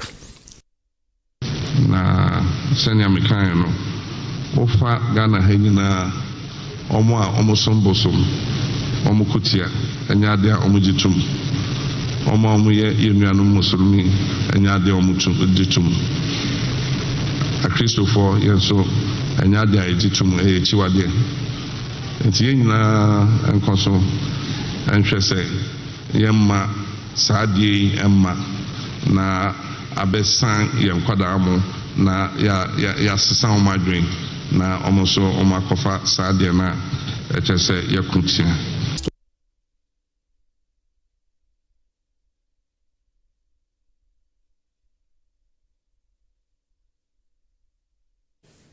So let's wrap up on this. So you just said what the president. Wrapping up. Yeah. So you had the president. We all had. The president. So he didn't promise that he himself would introduce the bill. Oh. No, yeah, I mean that wasn't said. That's the video we just. Did you play the whole video? Have you brought a video? Okay, all right. So in wrapping up, yes. Just like Ivor was saying, yes. If you say you will do politics with this whole matter by the MPP, I heard my brother say that the president that was quoting Bible here and there, he remembered that in the MPP, they brought the battle is the loss. That's Samuel 17 something. Always the battle is the Lord. They even go on various platforms and say, Eradicasa. They did all these things when they came to power and the bill was ready for the president said the battle was for the Lord. Kenoforiata who quote the Bible day in and day out. They refuse to sign. So you can't do politics with that. To wrap up, he says even when the matter is about co-creator bringing Dr. Mahmoud Bawumia, we are talking about the presidency refusing to sign a bill. And the presidency is one ticket, Dr. Mahmoud Bawumia and Nana Akufo-Addo. If he wasn't part of the ticket, why has he been claiming that he himself initiated the triple But he told policy? He was the mate to the driver. He shouldn't say that. At a point, a mate that had no connection with the government was saying that he led 33 projects or so, delivered digitalization and so on and so forth. When he sues them, they say, oh, we should praise him. But when some of us draw him into the very same narrative, he says, no, it's not correct. That cannot be. And you want me to finish fast? All right. Doctor, we'll have a lot of time for all right. So let's move into the fuel then. So maybe you should take it off for us since you're already speaking now. Yeah. D-levy, to go or not to go. I think that's the most compelling issue here because government is saying, well, some margins may be, touched. I have said in the past that President Mahama and this administration must not make any attempt to remove the D-levy. It must be there to deal with the issues in our energy sector. You see, this whole war in Israel, Iran, and Strait of Hormuz will be about nothing in the next few weeks. I'm telling you. Are you being a prophet? No, I mean, you have to just look at the indices. Yeah. Today, they are meeting in Islamabad. And I'm telling you. Solo the diplomat. Oh, there will be a headway. Yeah. Because you see, the global economy cannot continue to suffer. Yeah. That's the first point. Number two, there are some truths that are not being told. Either government is aware or we are allowing the BDCs to run all of us. I keep making this point. I'm a businessman, for Christ's sake. Yeah. When the word oil, the price of crude or finished product is increased on the international market, why must we be buying the same price in our pumps? Those products at the pumps, were they bought with that rate? Mm-hmm. You buy goods, and all of them, it's not as though they deal in spot sales. They have what we call, like the futures we do with our cocoa. These BDCs, they have an existing arrangement with all these vendors or suppliers at a certain rate. Yeah. So how can you tell me that because on the international market, the price of crude is $2,000 today, all of a sudden, it has to affect us? But that's commerce, that's business. No, that is what I'm saying. Some truths have not been told. But the president says they must consider some, what do you call it? The margins. Yeah. Margins. Yeah. I believe that if the margin, every margin on the product goes to do something, what assurance are we going to get from this administration that by removing, say, the D-levy, it will not affect the supply of fuel or crude to power these thermal plants so that we are safe from doing so? What about the margins? Some of the margins are to ensure the quality of product. If you remove them, how sure are we that it will not affect the quality? So they maintain, because the war is eventually, we are already, the prices are dropping. Yeah. Even the international market is dropping. And by the way, how can 20%? Things are not adding up. Because the Strait of Hormuz hosts only 20% of the world's output. Yes. What about the 80%? And to climb us all as a country, this must teach us a lesson that the crude, we are also a net exporter of crude. By the way, we are also enjoying. Yeah, but we can't refine that after all. Yeah, but whichever way, we are also making which I'm going for from what is happening. Yeah. But we must begin to have a way of refining our product, because this will not be the last war we have in this world. The next time, it may hit those countries that we are importing volumes of our finished product. But we have all that it takes to save ourselves from this trouble. And we must also begin to initiate or enforce the after. But for this, I now heard Kenya and South Africa dealing with Dangote. Yes. They have to take a war in Iran for us as Africans to be doing business amongst ourselves. When Dangote is there. So Africa must begin to do business amongst ourselves. That point has been made. But Solo, don't you think that it's bringing to the fore again, justifications that international factors can cripple your economy, can affect your economy? That has always been for wage, for instance. In previous times, we saw fuel prices escalating. Yes, but that has always been the position. You were blaming Dr. Baumia. No, until Dr. Mahmoud Baumia came to give us a different narrative. And when I bring his name, he doesn't understand the damage that his flag bearer has caused in the past. We were in the country between 2013, 2014, 2015. Then the erstwhile NDC administration came to tell us that the economy wasn't doing well because of the drop in gold and then cocoa prices. Then Dr. Mahmoud Baumia organized one of his lectures, and I was there, interestingly, listening to him with rapt attention, that how can these external factors bypass Cote d'Ivoire, Burkina, Mali, and only hit Ghana? So I got a lot of confidence in him, though I realized that this was a serious statement. So when the NPP came to power, I was not expecting the NPP to use external or exogenous factors to make any point. And lo and behold, they gave us speaking notes that go and say that Russia, Ukraine was the reason why we were buying. But how can I go and say this? Only 2 years ago, you told us that how can all this bypass Mali, and me, I'll go and say that my children will be looking at me spewing this. I won't do that. So if there is anybody to be blamed for this exogenous factors politics, it's Dr. Mahmoud Baumia. Wow, again, you are blaming him. No, he knows it. He even knows it. So he brought it, but it has been short. We are part of the global economy, but we must do as much as possible to save ourselves the troubles of the global economy. Okay, let me come to Ivan before I go to. Okay, Blessed. I think what separates the pre-civilization era from the civilization era is our collective desire to set up a government and submit our right to the government in exchange for some sort of protection, comfort, and these things comes economic, political, social, any other aspect. So the primary job of every government or anywhere in the world is to be responsive to the plight and anytime inconveniences pop up affecting majority of the people. And for me, President Mahama, looking at the decision from cabinet regarding some of these emergency situations, has been very responsive because that is what a responsible government are supposed to do. So what has he done now? With a cabinet decision. Give me a typical example. We see there is an ongoing crisis. Fuel prices have gone up. People are agitating, and if you go to various stations, you know, a back and forth as to whether to increase or not. Out of the blue, the president set up an emergency cabinet meeting to come up with a certain mitigation factor just to ensure that the Ghanaian is cushioned. You understand? That is governance. For me, as a government, you must always be... That's act alone. No, I'm saying that... Even if it doesn't yield any... It will yield because I think some assurances has been made. You're being speculative. No. No, there was a specific... I don't know whether you are not privy to the outcome of the cabinet meeting. There has been specific... there has been specific directive that the next pricing window, some taxes have to be removed and the margin has to be revised. You know, that's why I'm deferring the question, the turn of Dr. Aye, because the question still arising is government hasn't told us what the impact will be on prices for us.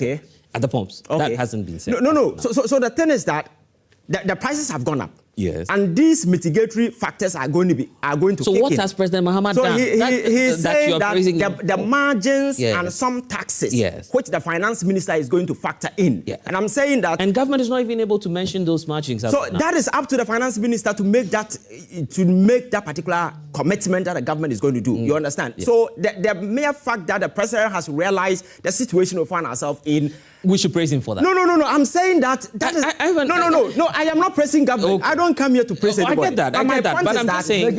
I'm making a point that as a government, you must adhere to the plight of the people. Because in recent times, that is something that Ghanaians have not... But my concern is, what has the president done as of now? I'm saying that as it stands now, a certain meeting has been convened, certain directive has been given, and some assurances has been given to the Ghanaian that the next pricing window, we are going to see a fall.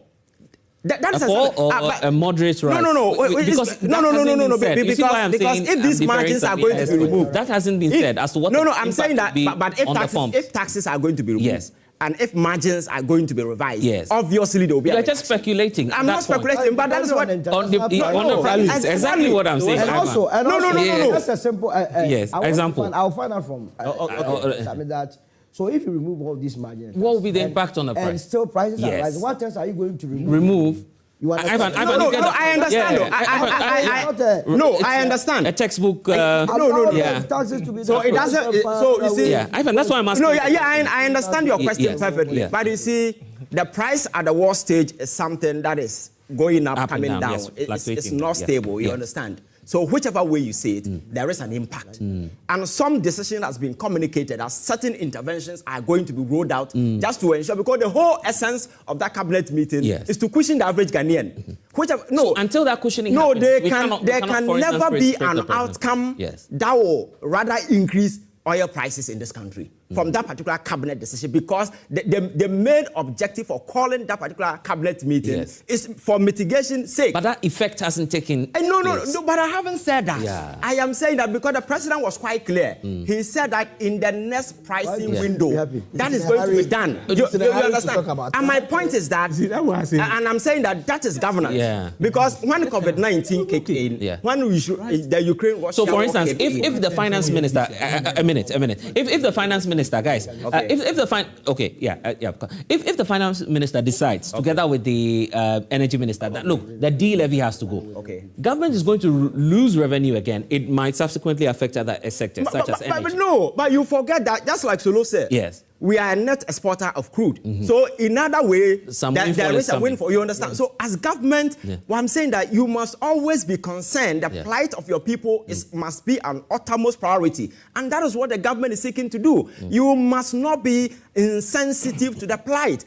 Because you are their leader. You must always show readiness. So it's not populism? No. Because if it had not been done, people might speculate that the government is either not concerned about what is happening, but for him, out of the blue, to emerge and make this particular commitment, even if it is 1 cedi or 0.5, whatever, that is something that people expect from the government. You understand? Right. So for me, because in the past, we didn't have some of these things. When we were at the midst of crisis, that was when a lot of taxes were being heaped on Ghanaians. The COVID taxes, what do you call it? If you go to the port, those taxes.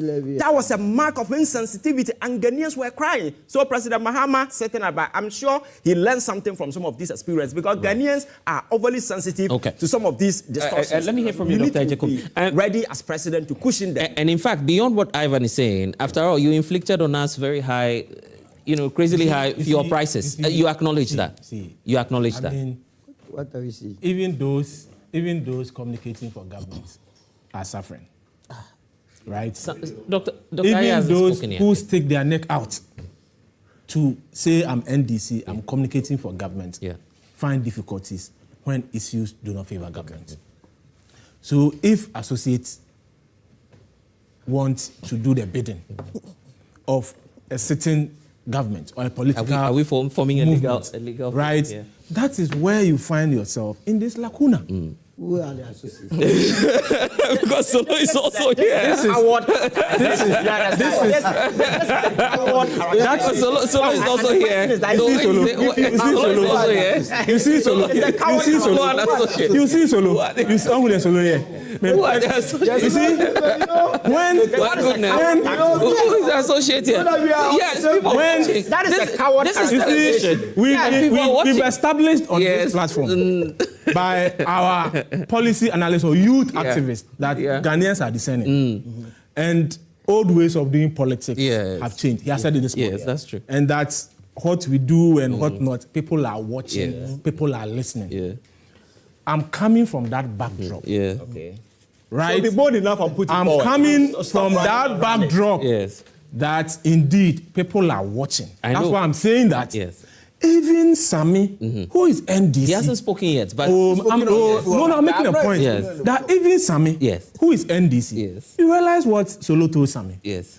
That he understands the difficulty he had this morning with the first topic. Oh, really? Because your boss has come to communicate something which does not help the position of the president. Okay, he's and spoken government. again on the field. So I'm saying that on the field, yes. If issues come and it does not even favor the government of the day, and associates of NDC want to take you Solo. All right. Associates of NDC want to take a certain posture.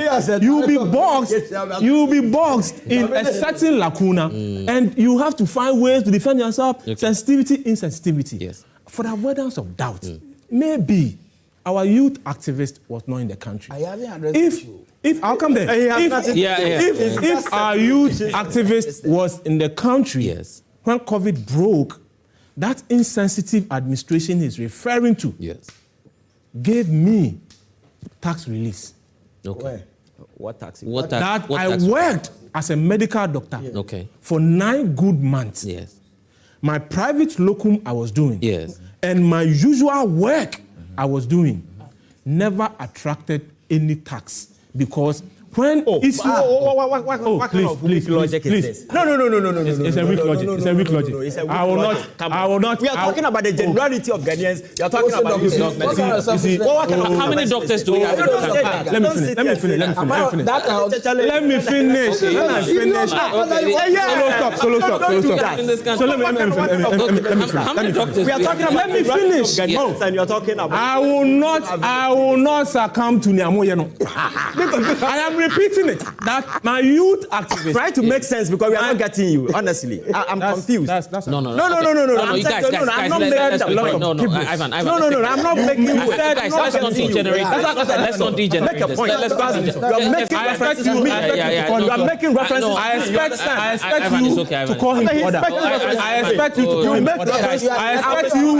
You know what? Your production to tell him to approve. No. You are moving on. Yes, we will not proceed on this. are not making we will sense. not proceed on this show. No matter what, I may not agree with just land on the point. Right? Please. We don't have time. We just have 5 minutes to ask go. your co-panelist. Apologize. Arrogant. So Ivan, let's take that off. Let's take that off. Ask your co-panelist. We play and we say a lot of things. It wasn't. But fundamentally, let me say that. Okay. Mutual respect. You are not making sense. Mutual respect for each other. I will not agree. I'm not getting any sense. I will not agree with Samit on a lot of things. But fundamentally, there is mutual respect. I'll come to you. There's mutual respect. 30 seconds each. You have sat here and said gibberish. I know. Calm down. You have sat here and said gibberish. You have been a nuisance. You have been a nuisance on the show. Gave Ghanaians free water. You have been a nuisance when we had issues. And you are saying Kufuor didn't give people relief. I think that. I think that. 30 seconds. I want to call someone. 30 seconds. I think that the Minister of Communication on government statement that the LGBTQ is not a priority. Let's talk about the field. Yes. Go ahead. It's not a matter of priority now. To the gentleman. Yes. Stop being a nuisance. It's okay. It's not a matter on priority now. Let me break this a bit. I'll come back to you, Doctor. I said thank you very much for the opportunity. Yes. I think that the Minister of Communication on Government, the statement that he made has to do with. Let me come. Yeah. Let's be fast about that because of time. Yes. Prioritizing, stabilizing the economy to cushion Ghanaians. Yes. Over the matter. That doesn't mean that the government is going to renege or deviate from their earlier stance. Okay. Good. Yes. Yes. Yeah, thank you very much. Please, I think the finance minister, Honorable Atufosin, made it clear that he's not going to introduce new taxes. Yeah. He is going to boost revenue by not introducing taxes. Before he brought the levy. So now the levy is not there to cushion whatever, to do whatever, because he made it clear to us that he's not going to introduce new taxes. He's just going to. He said that? Yeah, he said that. Okay. Some record, he said that. Anyway, he made it clear, that he's not going to introduce the taxes. So with this levy, the levy should be scrapped. We don't want it. It should go by his words. We don't want the levy. Let him be honest and go by his words. To be honest, what would the levy change? Just once. The levy. Yeah. The levy is about the levy. But what will it change? They said the levy came in to help manage issues in the energy sector. I mean, the electricity, the doomsday and the rest. Yes. But they paid, they diffused part of the levy to pay this debt in the energy sector. Right. But the MPP also paid debt in the energy sector without any levy. Oh. They kept the lights on for 8 years without any levy. 8 years without any levy. Yeah, without any levy. Okay, let's go. Yeah, be fast about it. Yes, 30 seconds. Yeah. I have to get like 15 minutes. Yeah, no, I'll give you. We can't get that. We'll get it. Yeah.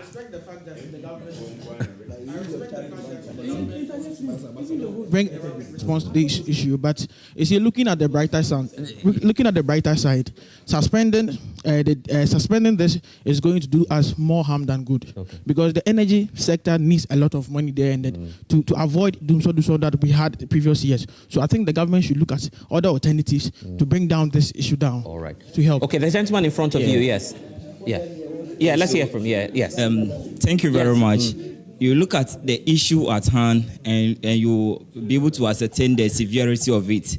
And this morning, my boss and Dr. Samiaye has done justice to the topic. And you could see how fumbling the MPP communicator was doing, because they have lost in touch with the Ghanaian people. When you look at the direction the government has given, it shows hope, and hope has been restored to the people. That is the most important thing. We are not a government that will sit on the fence for the Ghanaian people to suffer, just like what we witnessed in the past 8 years. For the sake of time, we have to cut all of that short. So let me hear from you. Thank you very much. So you know that song, Mahama is the hope. I'll let you. I'll let you make your point. Let's make your point.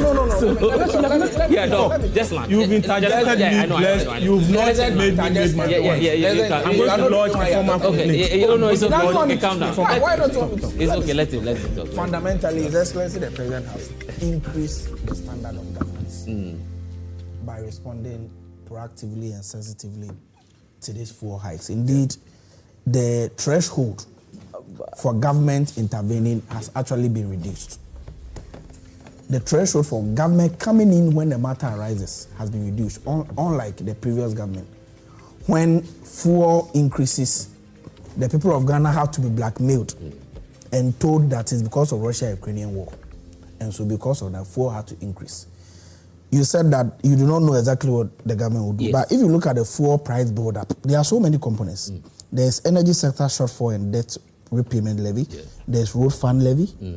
There's energy fund levy. Yes. There's special petroleum tax. Okay. There's primary distribution margin. There's bus margin. There's fuel market margin. There's UPPF. Yes. There's distribution compensation margin. LPG filling plant. And all these. All of that was pre the rise of the. All of them are more like taxes and levies that add about 4 cedis, 90 pesos. Yes. Fuel. Yes. Government has directed the energy ministry and the finance ministry to go and reconcile these matters. So until that and see which of them. I'm saying that it will be done from the price windows, from system going. President Mahama has demonstrated that when international shocks happen, responsible governments actually intervene. And that is what His Excellency the President has done. You could have also blackmailed the people of Ghana and say that it's because of the Iran-US war. But the President has acted. I saw Ezekiel trying to say that you're being responsive. Very, very responsible, very responsible. I saw Ezekiel trying to equalize. And he was saying that President Kufuor gave free electricity and free water. When his information minister came and told us that the free water and free electricity that his government gave, they are taking their money back. You have free water. You have so it's a wrap from us this morning. Thank you all for watching. My name is Blessed Sogah, and of course, I will see you again next week. It's not easy handling this gentleman, I tell you. Thanks for watching. We'll be back next week. Bye.